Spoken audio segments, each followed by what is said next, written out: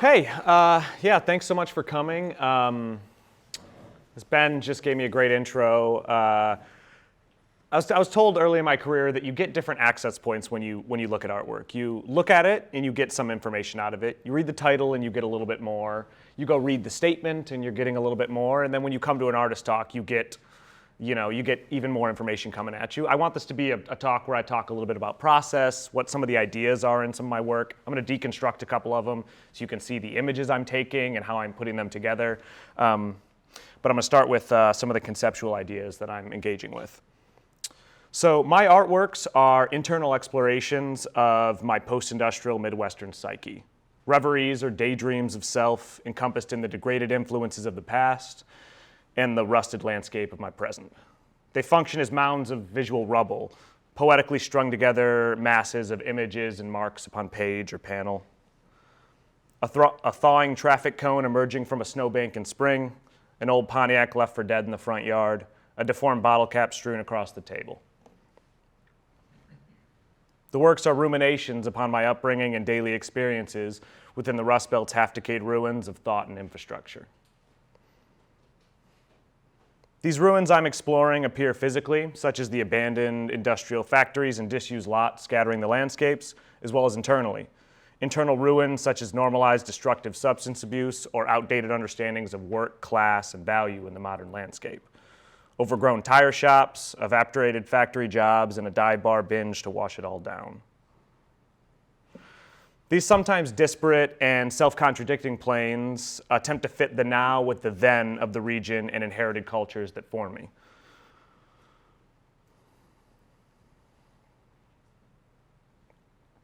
I'm therefore creating a visual language of fragmented imagery, which layers, repeats, and degrades like the cultures and places I'm having a conversation with.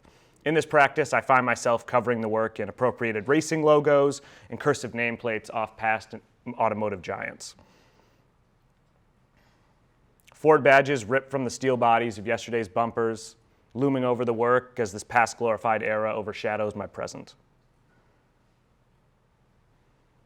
These images are derived from my daily life and upbringing in Michigan. Their unison becomes a visual fever dream or half-remembered moments, layers of crumbling images and ideas paralleling the degrading environment and crumbling environment of my present. Undertones of vices are throughout these, self-destructive consumption, quietly permeate the work like murmurs too shameful to speak above a whisper at the bar, a Midwestern push and pull of camaraderie, masculinity, and tradition in the work. Combining eras and auras, these works create separations between moments of thought, reflecting the chaos and calm simultaneously existing within self during reflection, varying from quiet, tenderly rendered depictions and illusion to fast, aggressive elements exploding into our own plane. The works reflect the varied state involved in introspective analysis, at times anxious and convoluted, others calm, clear, and contained. The depiction of these elements varies in this application in psyche. Realistic meditations on floating bolts, tires, folded license plates, they give a moment of calm, understanding, acceptance, while fast, loose marks and gobs of pigment swirl in desperate intangibility.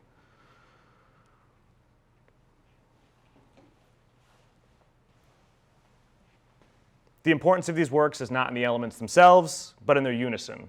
The importance is in the mass and the mess. So a little bit about me. I was born on the east side of the state, raised my whole life in Grand Rapids, Michigan, post-industrial town, big manufacturer of furniture until the turn of the early 1900s. I was raised in and around manufacturing culture, post-industrial fragments, automotive racing, and just Rust Belt ephemera that you could always see and dream about. I spent much of my youth in pole barn garages with my father at automotive racetracks and in and around everything fast and four-wheeled. I've also spent a lot of time in and around garages, either wide-eyed as a kid waiting for my dad and uncle to finish another brake bleed, or ripping off bumpers of cars while prepping paint for a summer while working at my uncle's body shop. My experiences have also been saturated in and around plastic manufacturing plants, pumping out automotive parts, which continue to this day through my brother and father. These experiences have stuck with me and informed my understanding of the region, its small moments, and my sense of self in this place that I call home.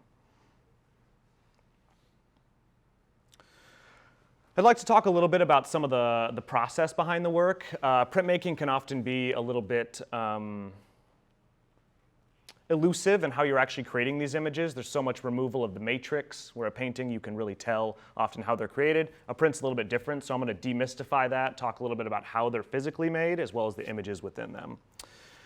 The images that cover these work are iconographic language of personal symbolism. So using objects and scenes of my environment as stand-ins for experiences, mindsets, people, or places. Many of these marks are direct repetitions across some of the panels and the printed matter. You'll see in some of the works that some of the images that are on the panels are actually directly into the printed work or resized and reinterpreted in a different medium. These repeated images create a type of dialogue between the compositions, like mirrors of self or photographs of loved ones.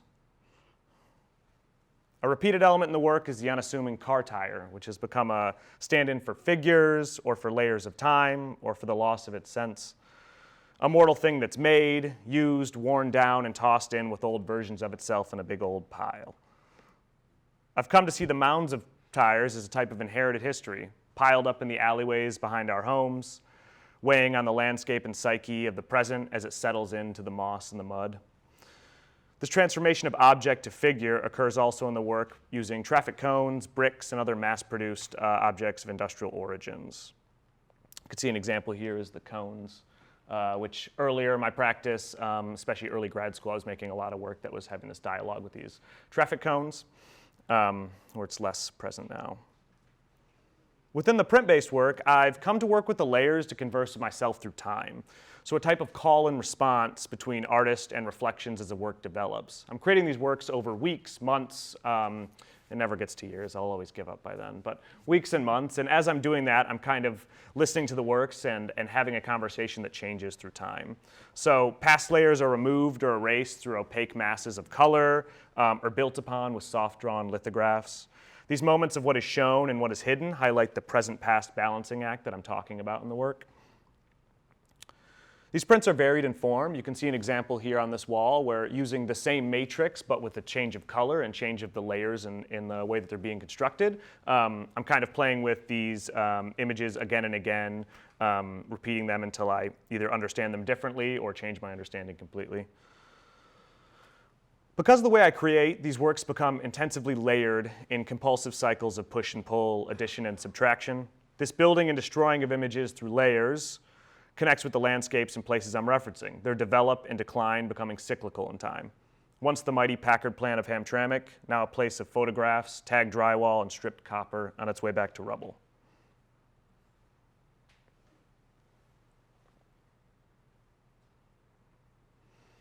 Within my printmaking practice, I become more improvisational, responsive, and spontaneous, creating layers in mass and adding or removing them as I see the work needs. I'm often working closer to how a painter would than a printmaker would. When I begin a new work, I really don't know where it's going to end, and it kind of either gets abandoned and I decide that's where it stays, or I push it too far and maybe ruin it, and that's part of the process as well. This lack of planning causes a pretty intensive increase in labor in printmaking, the idea being that you create one image and you produce it 100 times, and every time you produce that image, it costs less time to incrementally make it. So if it took me an hour to make a drawing and I make 6 of them, each print only takes me 10 minutes.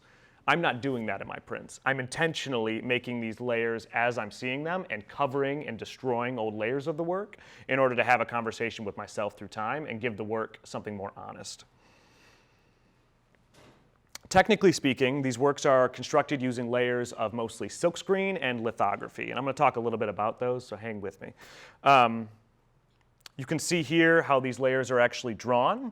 The process is done using hand-drawn images on acetate. You see the red drawing is actually blocking light. I'll essentially draw that onto a clear piece of acetate, expose that onto a silkscreen, which I'll show you in just a minute, and then I print the color. In here you'll see the original drawing is laid on top in black for placement. The red is the drawing for the gray, and the gray is the actual printed layer. So I'm hand drawing every layer in these prints. I'll pull photographs in some small moments, but I'm always working back into them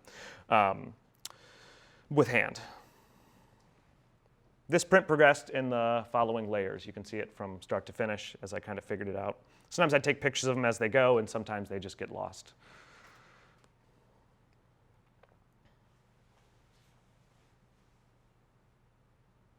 And I'll let it run back through one more time. So these are jumping back and forth between lithographic impressions as well as silkscreen.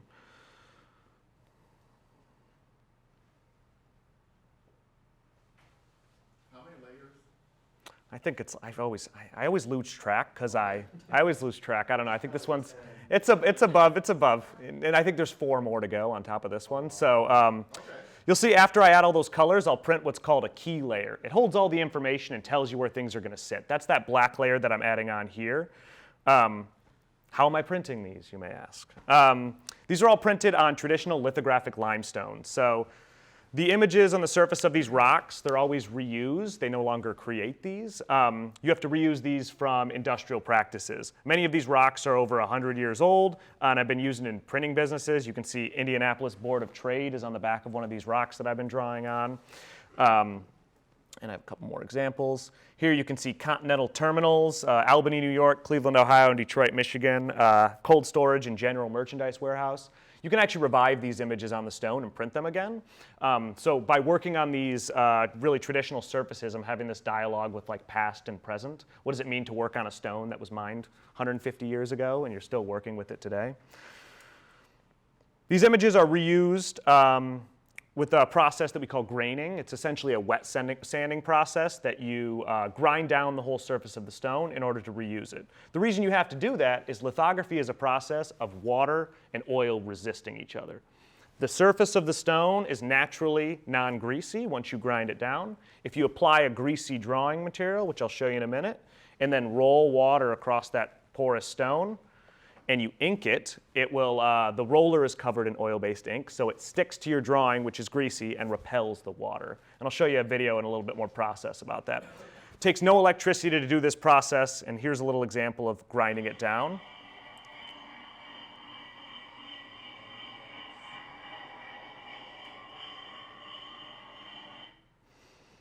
So you have to do that every time you print an image, which makes it very labor-intensive, and that's that like preparing and printmaking that would save me time and energy that I'm talking about. After the surface is prepared, I draw across it with these greasy or oil-based drawing materials. Here you can see that I use greasy crayons, that's the black on the stone here, to create the image. It's printed in reverse, because that's how printmaking works. You gotta put the image face down, comes back face up. And I process it with gum arabic, which is a chemical which essentially reinforces the darks and lights on the stone. It's a very tactile process. It takes no electricity, and it's been going around since the late 1700s. Another technique in creating images, because all you need is oil and water, is blocking out the background with some type of ground. This is actually just gum arabic that I've painted in with my fingers or silk screened, just applied it in various amounts of ways, and then I take the ink itself and rub it directly into the surface of the stone. That now becomes your drawing. It's greasy, and the rest of the stone takes water. You can see the image actually prints something like this, which is like a negative. And here is one of the examples of how I'm using some of these images. It's a background layer that you're seeing in a lot of these lithographic prints. To print one of these stones, you're going to sponge the surface with water. Essentially what that does is the stone opens up all its natural pores, holds the water, and you roll across it with a roller saturated in oil-based ink. Sticks to your greasy drawing, repels the water surface. You run it through the press with about 600 pounds of pressure, and it creates an image on whatever surface you want. Works best on paper, but you can really do it on anything. And the image is printed in reverse, or it's drawn in reverse to print right side up, you can see here.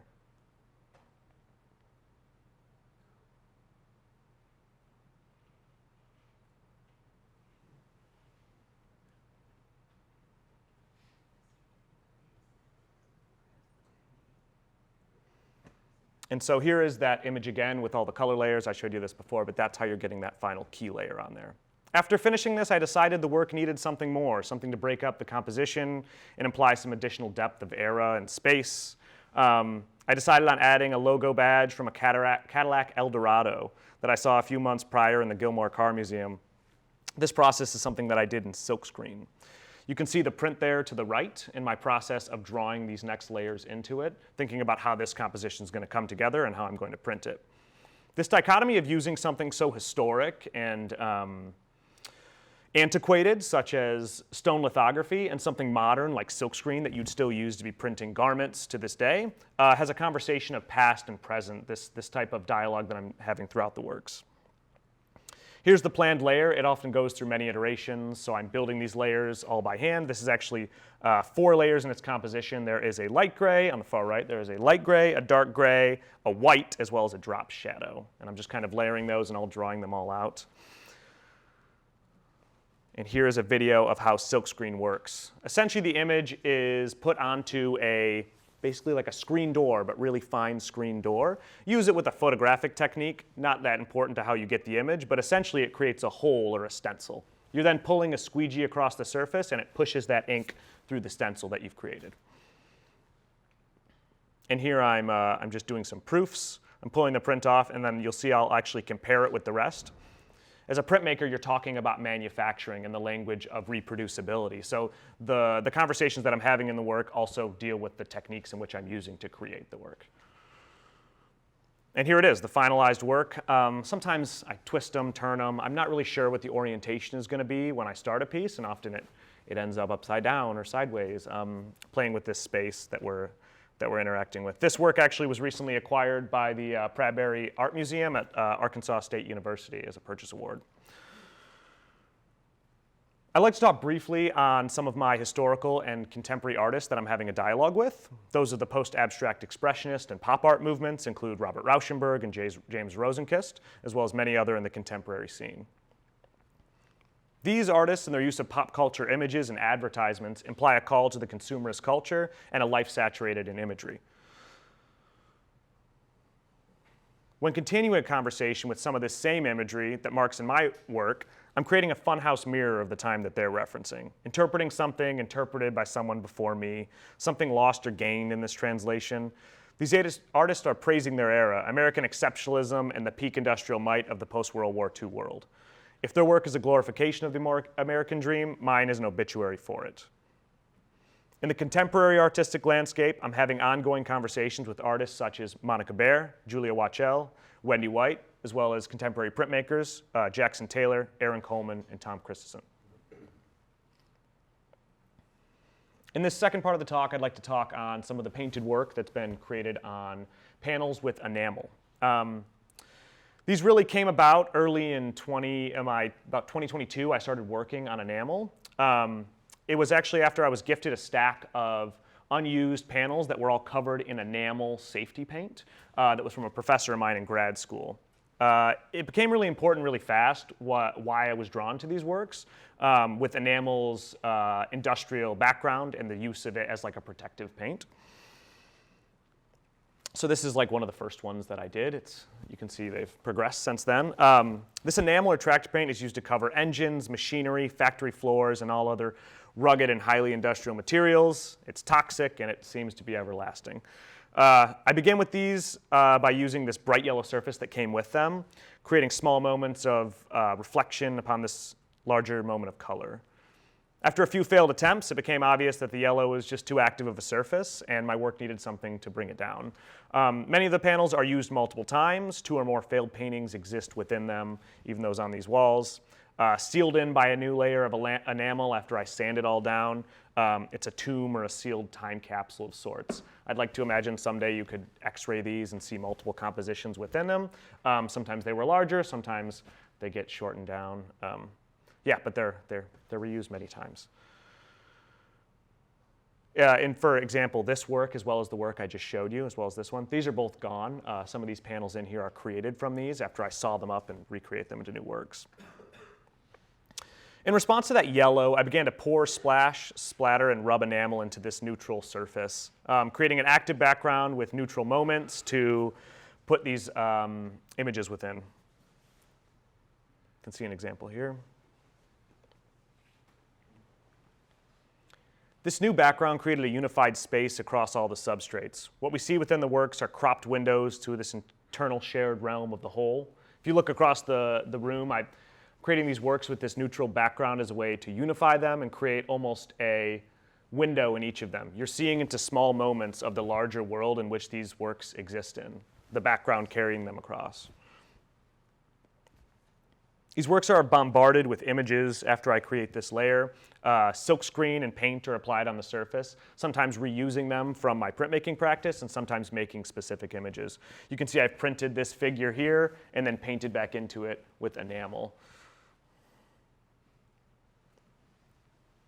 The use of appropriated imagery and ephemera of the past creates a direct conversation with the nostalgic region I'm referencing and the echo of an era that predates my own. In exploring these ideas, I found it inevitable that the automotive-based imagery of the past collided with that of the present world that I'm living in. There's a play of nostalgia present in the work, but one more specifically inherited than personally known. George Steinmetz, in his work Colonial Melancholy and Fordist Nostalgia, talks on ruins in the post-industrial Midwest and our connections to them. He describes a type of Fordist nostalgia that people of Michigan have for the shuttered factories of the region, a yearning for the prosperous time that the structures represent, opposed to a connection to the structures themselves. These are not the Colosseums of Rome, but tombstones of Pontiac and Packard in their pursuit of profit. I'm having an active dialogue. I thought it was funny too, but sometimes people take it serious. I'm having an active dialogue with this type of nostalgia and its prevalence among the experience in and around the Rust Belt. And I'm going to show you some images, like where I'm gathering these from and kind of how I'm putting them together. This imagery includes, appropriated advertisements, automotive nameplates, and painted signage from the eras I'm dialoguing with, the 1940s mostly to the 1970s, this prolific manufacturing post-World War II era. Some of these images are found in archival materials, old advertisements, while others are pulled from modern ephemera of life, this just being a contractor's front window painted with this sign that I thought was really brilliant. I'm melding these sources and putting these eras and auras into one plane. You can see these works being integrated here. Peeling text from an old contractor's window or an old advertising clip art of the mid-20th century. Old tires in the alleyway, your neighbor's backyard, or the corner of some abandoned lot.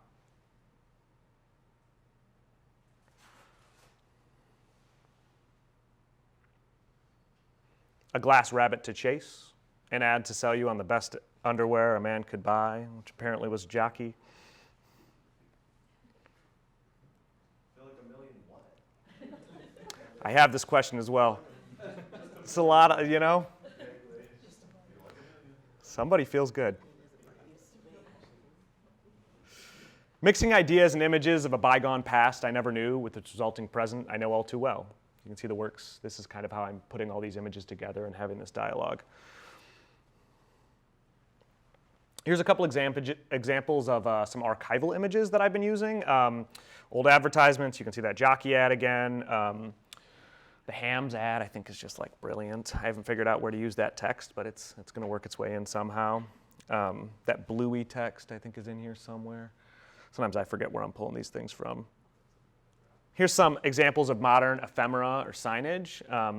That always text in one of these prints right there in the corner is actually just from this gas station window that said "Always be kind," and I just pulled the "always" away. It's actually pretty modern painted, but references that historic style. This coffee shop that's open 24 hours. I love the idea of an old diner. Some fading ephemera or signage of defunct businesses.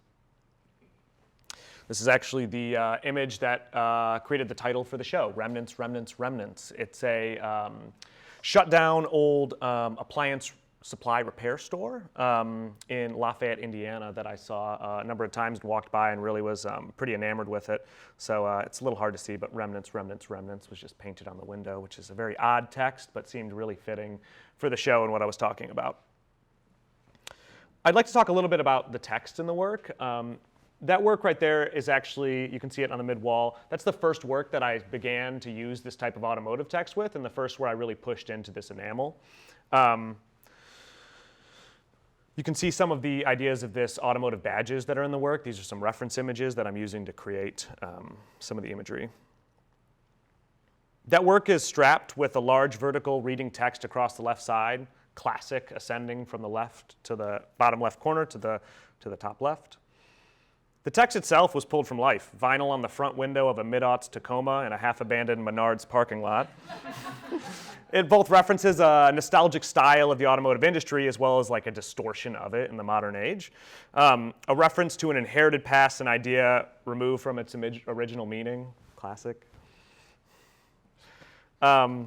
This imagery is therefore a mix of present and past, clear and distorted. The signage there, closed today, it actually was a traditional letterpress printed image from Purdue's archives that they were getting rid of, and I thought it made this really nice moment.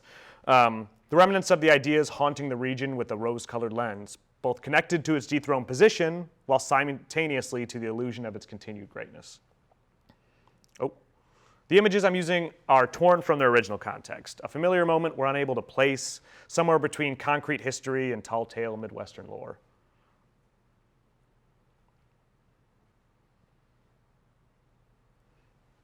Here you can see the elements that make up the work 6 a.m. at the pump, hair of the dog. Ephemera reminiscent of a long night out and a longer drive the morning after, wiping the booze out of your eyes at the Shell station, paying $3.60 a gallon to get you home anywhere but here.